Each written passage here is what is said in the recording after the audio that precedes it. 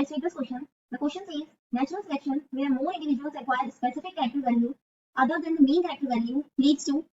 So question में पूछा है एक ऐसा नेचुरल सिलेक्शन जहां पर इंडिविजुअल्स स्पेसिफिक कैरेक्टर वैल्यू ज्यादा एक्वायर कर रहे हैं मीन कैरेक्टर वैल्यू के अगेंस्ट, तो उसमें कौन सा चेंज होता है? First random change, second stabilizing change, third directional change, fourth destructive change. So the key concept is natural selection.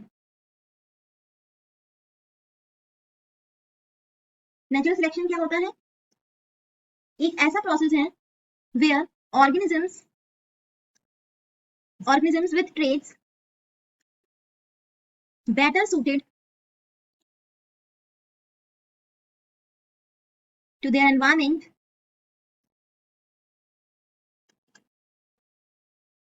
will survive and reproduce more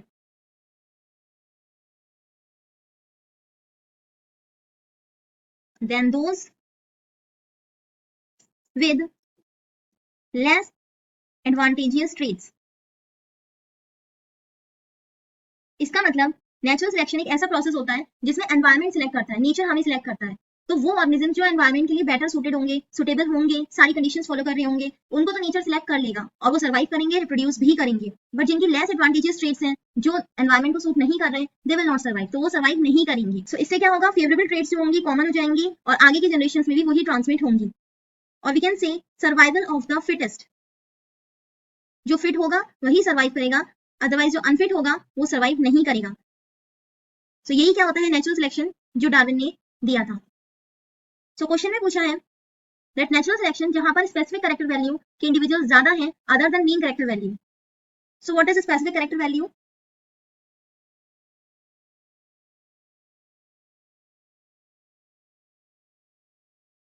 specific character value मतलब it refers to a particular trait या particular feature जो होता है with in a population. कोई भी एक trait ले लिया, कोई एक कैरेक्टरिस्टिक, कोई एक फीचर ले लिया, सो उसको कहेंगे स्पेसिफिक कैरेक्टर वैल्यू. एग्जाम्पल जैसे बर्ड्स की पॉपुलेशन में स्पेसिफिक कैरेक्टर वैल्यू क्या हो सकता है? पर्टिकुलर बीक साइज ले सकते हैं कि बीक का साइज क्या है बर्ड्स में, सो वो क्या हो जाएगा? स्पेसिफिक कैरेक्टर वैल्यू हो जाएगा.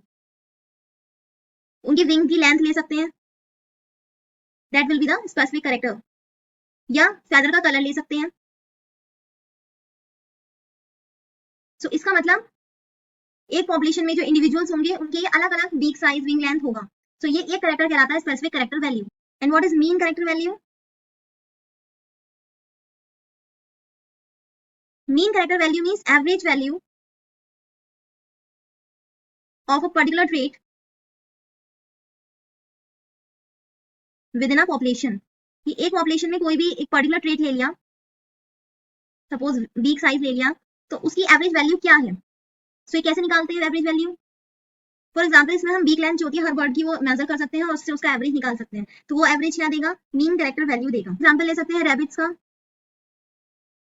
जैसे रैबिट के ईयर लेंथ ले ली, तो इसमें स्पेसिफिक कैरेक्टर वैल्यू क्या होगी? सपोज 10 सेंटीमीटर है ईयर लेंथ इंडिविजुअल रैबिट की, तो इसका मीन कैरेक्टर वैल्यू क्या होगा?